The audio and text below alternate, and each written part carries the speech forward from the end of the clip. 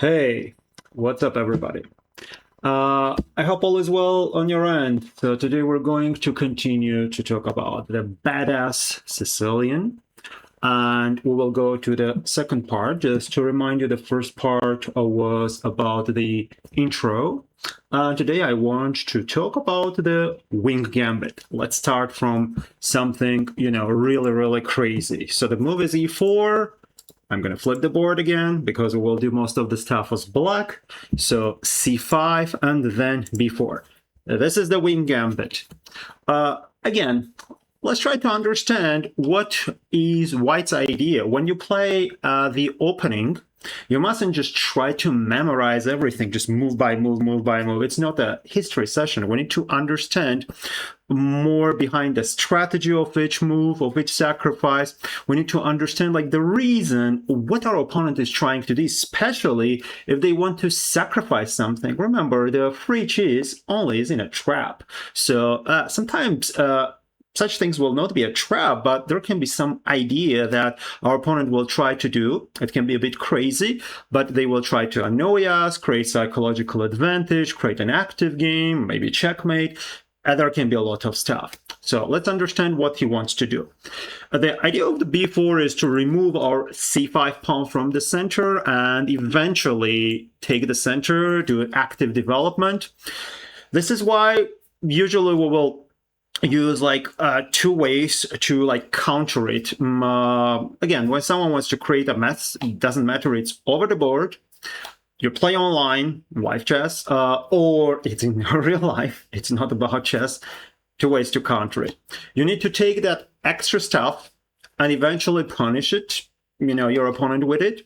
Or you do the second thing, which I like even more, is to do very fast, even more annoying, maybe crazier, counter. So the move that I want to do is c takes b4. Of course, we'll accept the gambit for now, but then we will do crazier stuff. There is another interesting big option for black, which I checked in the database, is the move d5.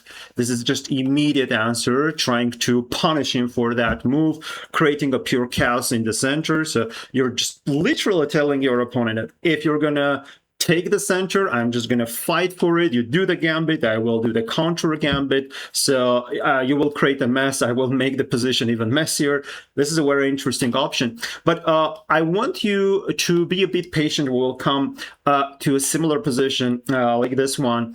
The main idea is that in the openings, we want to try to find simple things too. With d5, white will have more options. For example, e takes, queen takes, and then the move knight f3. In our lines, it's going to be a bit different.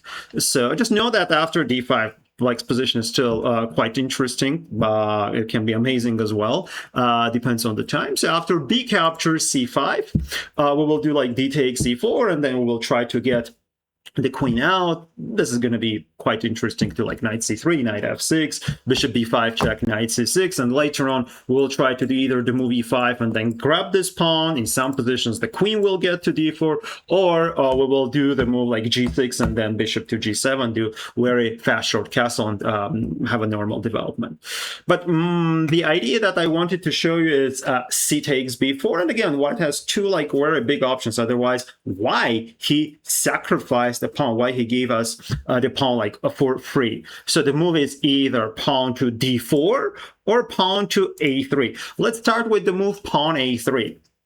So he wants to remove our pawn from b4. If we will do b captures a3, then bishop takes or knight takes. Usually the bishop is better. So white's gonna try to do everything so our development will be harder, because if we will do the move e6 or e5, then after the capture and then king f8, I can't castle anymore. So white will take the center, do very fast active development, eventually active game plan, and this can be quite scary, especially if you don't know what to do as a black. So white can have a good compensation here. If we do something else like the move d6, white is going to play d4, bring the knight out, the bishop, do short castle, push the pawn to c4, get the center, and have an active game. In some positions you can push e5 as well. Just depends how the game will go. As I said, when someone wants to hit in the game, we need to try to smash like harder. It's more like play big tennis. So they hit harder, you want to do even harder until your opponent will not be in time to respond. So after a3, my main idea here is the move d5. Let's try to play active. Let's try to punish him for the Wing Gambit.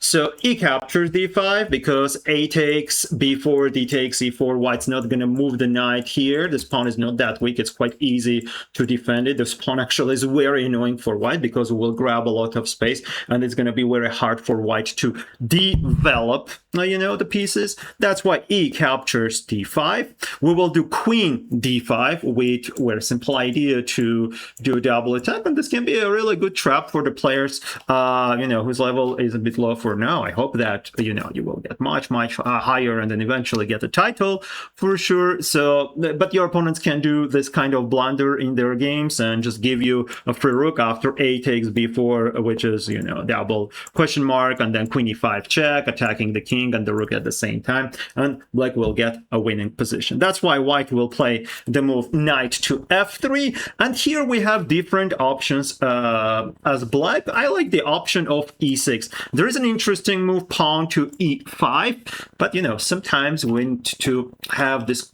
kind of like conservative approach and just we grab the material. We need to try to do fast development and have comfortable calls a game. So after the move knight f3, one mistake that is done by a lot of players, it was done by me as well, by some of my students too, is the move b captures a3.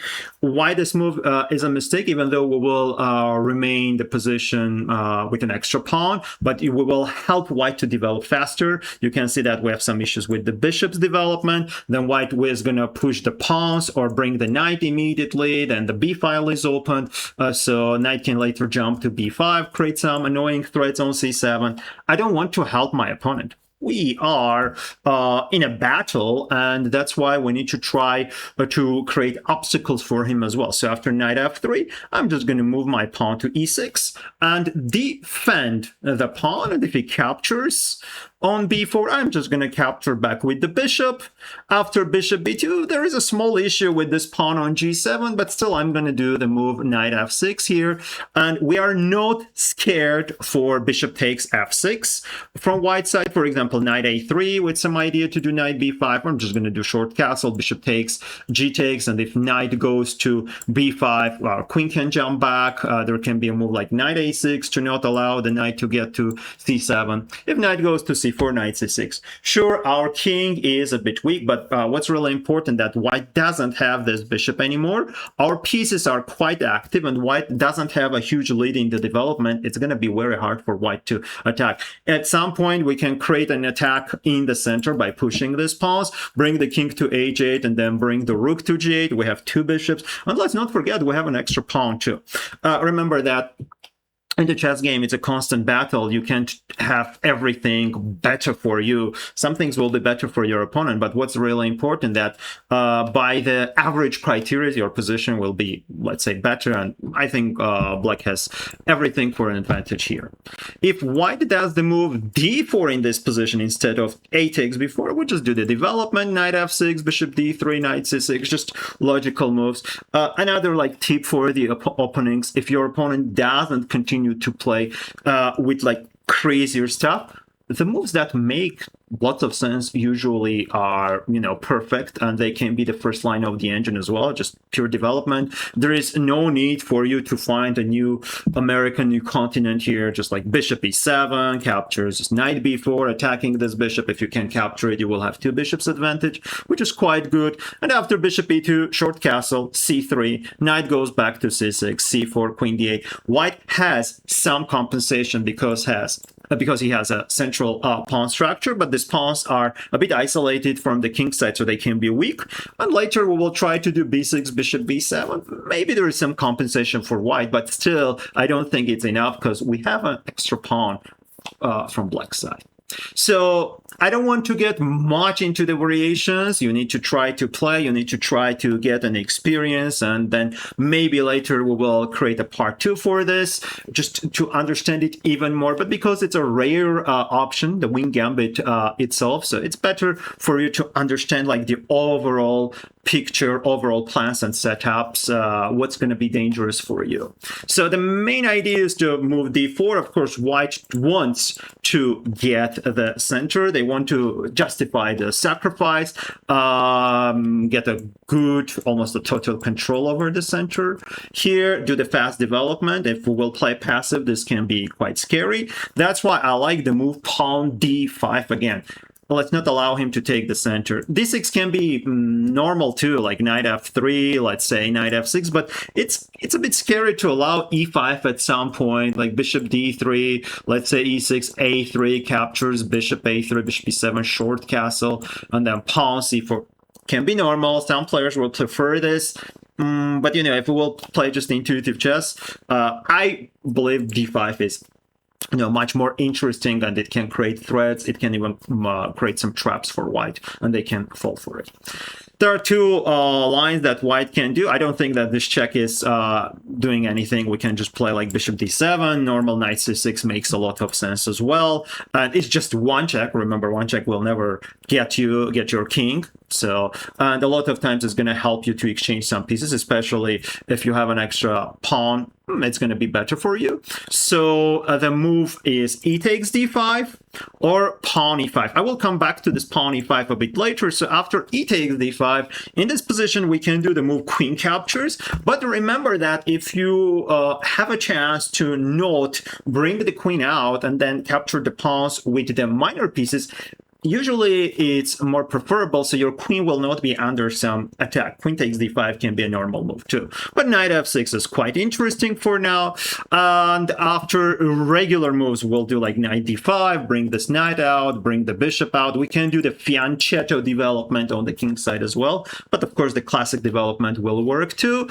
If pawn a3, the reason that I want to play queen d5 here, you'll see why, is something like a really wild there to create a storm. For example, after knight f3, you will do bishop g4 to pin the knight, and after a takes b4, and then play pawn to e5. Just smash the center. So as you will smash the potato, for example, in order to create some delicious dish. So same thing is going to be here. After the move pawn e5, if white captures, d takes, we'll do bishop takes f3. For example, queen takes d5. Both of our pieces are hanging. We can't save both, like knight takes, g takes, bishop b4. Even though the material is equal now, but white has some issues with the pawns. Black has a great development and a very active game. For example, after e5, if they do bishop e2, we have the move e4. There are tons of ways to equalize. You can check all of this by the stockfish, and knight fd2, bishop e2, queen e2, let's say bishop b4 or queen takes d4. I don't want to analyze such things when you have like 5 ways to have an equal position or a bit better position. There's no need. It's just a waste of time. And if white captures, immediately a takes b4, the same story, pawn e5. That's the reason that I mentioned that you need to try to take with the minor piece, but here we will do it with the queen to do this e5 move. And if he captures, you can try to get the rook. The only move is queen e2, but then we do bishop b4. There's an interesting alternative like takes, and then knight g4. So this pawn is hanging. You do want to do fork, and then knight e5 is hanging. Bishop b4 is hanging. Again, excellent chances for black. And the final thing, I don't want to forget about that, is the move pawn to e5. One interesting moment here, remember that the openings can transpose from one line or one opening to another. It's like, all of a sudden you do the instant transmission as, for example, in some animes or in the comics, you have that. You're like a flash, and immediately you got from Los Angeles, let's say, to New York, and you're like, oh, what's going on? It's completely different, like the culture, everything. So the same thing is in chess. it's not Sicilian anymore. All of a sudden, we will have the Caro-Kann or French defense pawn structure. So now you need to forget about the name of the Sicilian, and now the name of it is the Caro-Kann or the French defense. And you need to try to play by those ideas. Forget about the Wing Gambit, about the Sicilian, Najdorf, Dragon, all of that stuff. It's time to play the Caro-Kann. So knight c6, we know in the Caro-Kann, these two pawns are the most important. We need to try to attack them as much as possible, as fast as possible, using the knight, using the queen, using the light squared bishop, and using the other knight. For example, a3, instant, queen b6, knight f3, bishop g4. You can see it's completely different. Bishop e3, just pawn e6 to defend the pawn, and then there's this. Here, knight e7, later the knight can jump to f5, because now the weakest point is the pawn on c3. We'll try to attack it with the move rook c8 using this bishop as well. But as I said, in some other positions, if white will allow us, we will try to get the knight on f3, get the pawn on d4. If this pawn will fall, the e5 pawn will fall as well.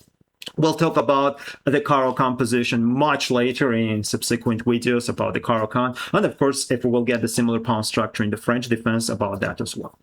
Again, just to summarize, Wing Gambit, white wants to sacrifice in order to get the center and do fast development. We capture. d5 is an interesting move in order to do a smash, to do a counterattack in the second move. But we can do c takes, as I said, and then usually answer back with the move d5 on the third move, just because the lines are a bit more straightforward. It's just a bit easier to memorize all of this as black. So after d4, we play the move d5, and then if he takes, we do knight f6, and later, depends how the game goes, we do queen takes d5 or just regular knight d5. If white goes with e5, forget about the Sicilian. It's the Caro-Kann or French defense. Try to pay more attention to this d4 pawn. And as I said, instant transmission from one opening to the other one about the plans and the pawn structure. And if he goes with the move a3, you do d5. It's very easy for white to do a blunder. He takes, queen takes, and then knight f3. Otherwise, you do queen e5 check and then get the rook. And here, after knight f3, we just do the move e6. And we'll try to do normal development like a takes b4, bishop b4. And we're not scared of this bishop f6 move. Or we just do...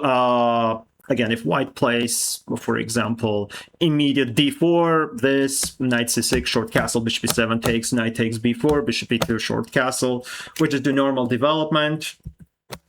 Bring your pieces out as much as possible. The king side development is done. It's time to finish the development on the queen side, fianchetto the bishop, maybe bring the rook to c8, attack these two pawns. d4 is attacked by the knight and the queen, later maybe knight a5. The position is really interesting to play. We have a full extra pawn. So with this, we can finish the Wing Gambit. Sure, there are some other lines. We can include it forever. If you will analyze one line, you will have 10 other things to analyze as well. But for now, let's stop here, and we will see each other in part number 3 of the Sicilian. So hope you enjoyed this video. Subscribe, like, and I'll see you soon.